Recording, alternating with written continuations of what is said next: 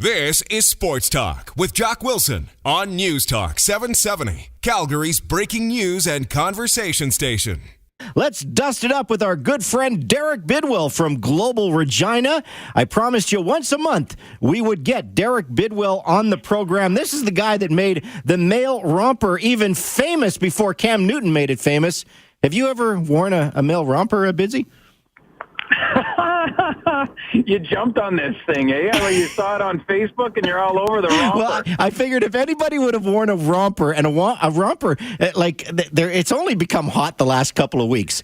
There's no way dudes are wearing that, are they? Well, Cam Newton has worn it. He's taken pictures, and it's like a onesie. I think he's just got to be doing that just to make guys laugh. There's no So you're way. saying you've never worn a romper? Of course not. I didn't even know what a romper was until the people started posting it on Facebook as a joke, or somebody's trying to bring it back. No, I don't own a romper. Don't know what that is. My buddies would probably pump my eyes shut if I decided to meet up with them one night in a romper to watch some hockey or football. So, come on. I want to see it on Facebook next week, and you can do your global news package wearing a romper. I think that would be fantastic. No, not going to happen. No. It's not romper season. I'm not getting in shape for romper season. I'm not wearing a romper. No romper. It's a no romper zone here. Not going to be wearing a romper. Yeah, you're probably right. In Regina, they don't know what a romper is, for God's sake. No, of course you know what. Yeah, can you imagine? First of all, any of my buddies, I don't care if that is Alberta or wherever. I mean, as a joke, I guess they would find it kind of, comical. But then after a while, they'd be like, okay, you're taking that off, right? Okay, that's coming off right away.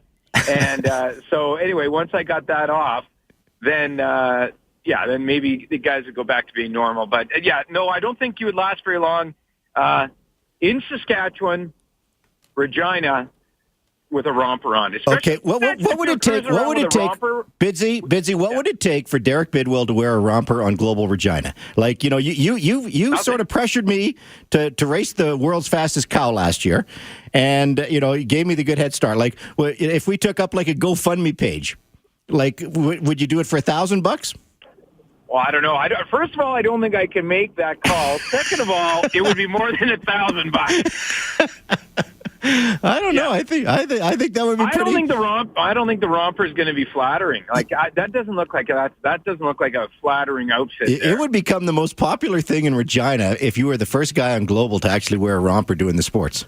There's a better chance of the moon colliding with the sun than that becoming popular in Regina. I'll tell you that right now. Unless you're looking for a bleeding nose, I don't know. I just don't think the romper is going to work. I don't know. I just think you're asking for trouble. So a GoFundMe page is not going to work, even if we got up to like $5,000.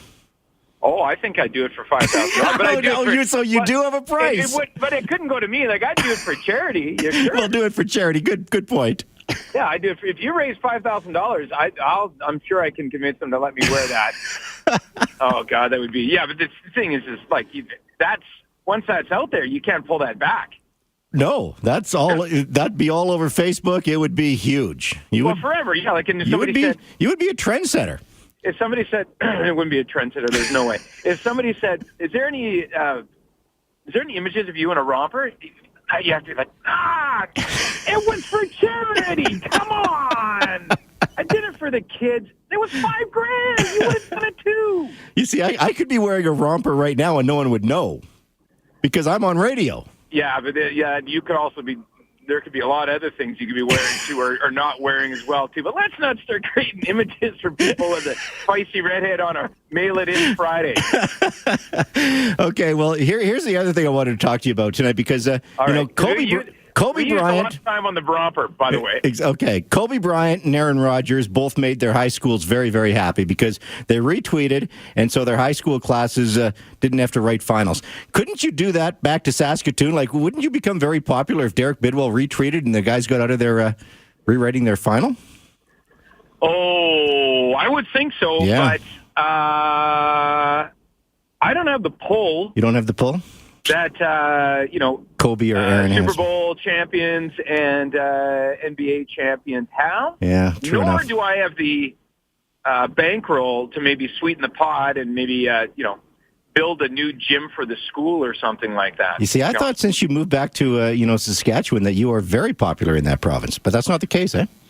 I'm not canceling finals anytime soon, but I think I'm popular. I don't know with the people that know me. I guess.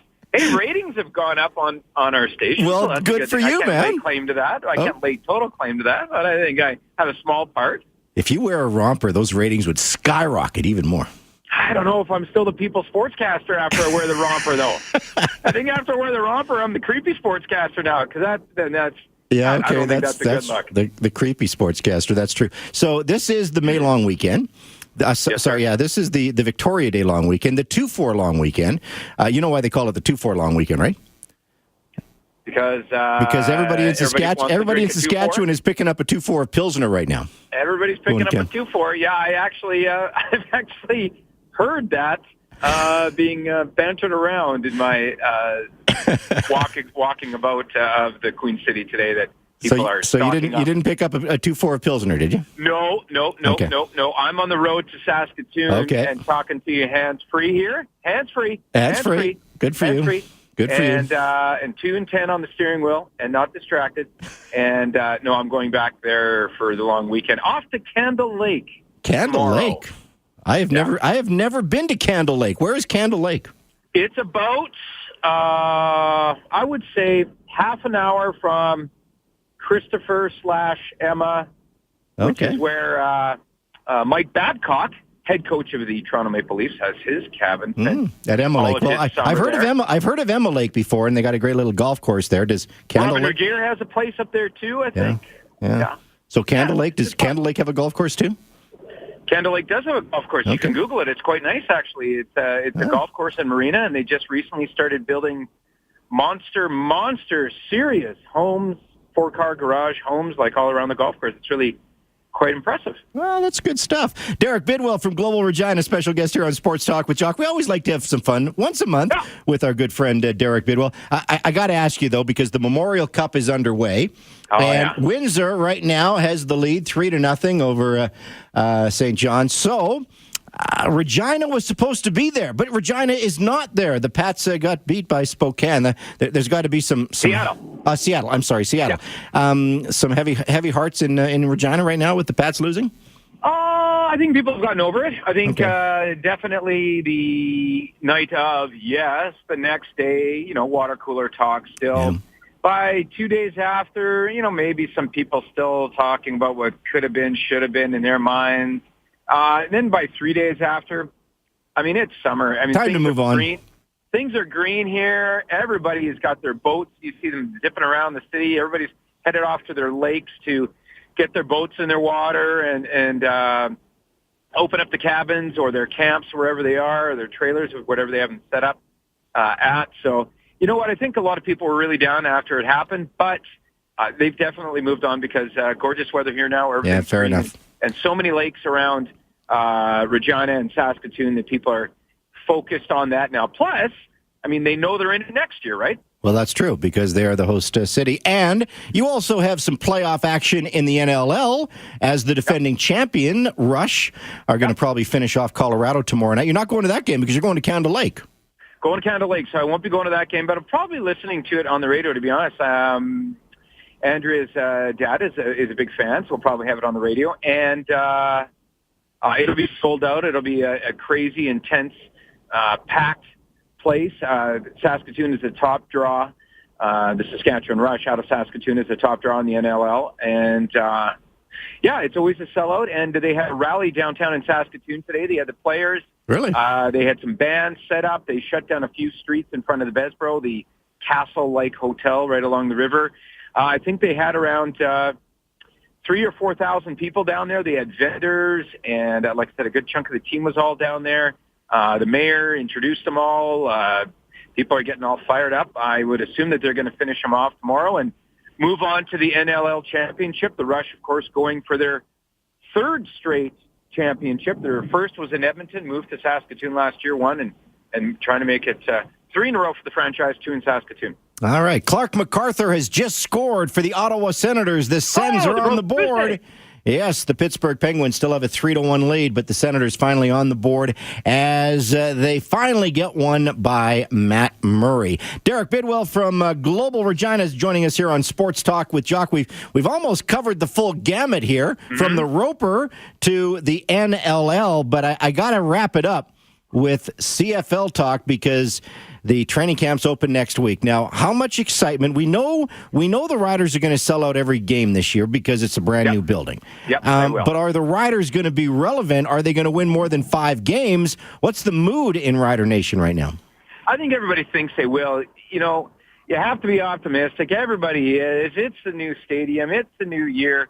That can change in a hurry, of course. You know, if they get smoked in the first one or lose the first one and get blasted in the second, or, you know, after last year, people were like, okay, this is Chris Jones' first year. So give the guy a chance. He's got a plan. Let's hope he has a plan. Let's see what the plan is. So I think people are giving him that opportunity that last year was, you know, that rebuild. He's in year 2 of a 3-year contract that's paying him a lot of money. Of course, the Riders have the most money out of any team in the CFL, and I think that Jones, with incentives, could get over $500,000 a year. I don't know if he's going to get there in year 2. I wouldn't think so. Maybe year 3. Who knows? We'll have to see what happens in year 2 first. But yes, they will be sold out this year. Everybody is jacked up. He has made some good moves. You just wonder if these big names are going to turn into something, right? Like, so you got Kevin Glenn right now being the quarterback, but you have Vince Young right there in the background. Will he turn anything into anything? Will he be able to pick up the CFL game? Chad Owens has bounced around the league a little bit, being in Toronto and then Hamilton. And does he still have some more left to spark the Riders being another threat with the offense and maybe on special teams, although I think Chad Owens' best days on special teams are behind him. I don't know if they would put him there anymore. You know, they have made some good signings on defense as well. I guess it's just a wait and see. There was a teleconference call earlier this week, and we're on, and somebody said, Kevin Glenn, what's your biggest concern, or what do you think is the biggest weakness for the Riders this year going in? And he said, our biggest is we don't have any chemistry yet. Our biggest concern is that we haven't built any chemistry yet. So they're hoping that can happen starting next Sunday in training camp when they open for training camp in Saskatoon at Griffith Stadium where the Huskies play. They're hoping they can start building because there's so many new guys, Jocko, that it really is a dressing room of a lot of guys looking around and introducing themselves. No, I think you're right. And hey, from all accounts, Kevin Glenn's going to be the starting quarterback this year, is he not? Yeah. Vince Young, it's a great story. Maybe he'll sell some. Well, he doesn't have to sell any tickets because they're going to sell out anyway.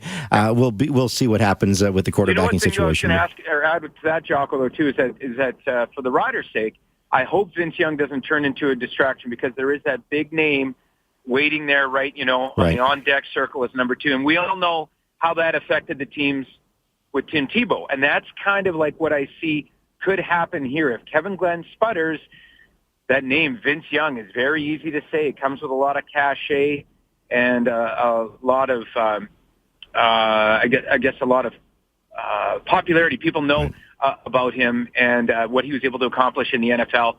And if he's sitting right there in the on-deck circle, it could become a distraction. We'll wait and see how Kevin Glenn starts off the year. Well, what I find so intriguing, the Saskatchewan Roughriders open the season on June 22nd, a Thursday night, and they go into Montreal. Who's the quarterback of the Montreal Alouettes again? Darren Durant, I think. Yeah. Yeah, former Rider. I think he could be a little fired up. You know what I heard that was interesting and I'll add this quickly before we go on the teleconference call with Montreal. They asked Darian Durant how he's getting along with Anthony Calvillo. He said he respects Anthony Calvillo. Of course, looked up to AC when he was playing against him and a guy that he really respected. But he said now that they're on the same team, they still talk about that Grey Cup in Calgary when the Riders had the extra man. And if and Darian Durant asked AC if he thought it was over. He's like, oh, yeah, it was over. It was over. And then you guys had the extra man, and then it wasn't over. So they're still talking about that, I guess, obviously. We were We had that on the air the other day, and we had to put a disclaimer for the footage before we aired it, before people started throwing stuff at their TVs. I'm going to start that GoFundMe page to get you in a romper. Yeah, I think that's a good idea. Anyway, Bidsy, you have a great drive to Saskatoon. Give my love to Andrea for me. And once a month, we hook up with Bidsy and Jock back on Sports Talk with Jock. Always good to talk to you, my friend. Thanks, pal. You say hi to your better half, Sherry, as well, and have a safe and happy long weekend, my friend. All right, Derek Bidwell on the road to Saskatoon tonight on Sports Talk with Jock. We got to wrap things up with the Sports Geek of the Day. We'll get to that next as we continue on News Talk 770.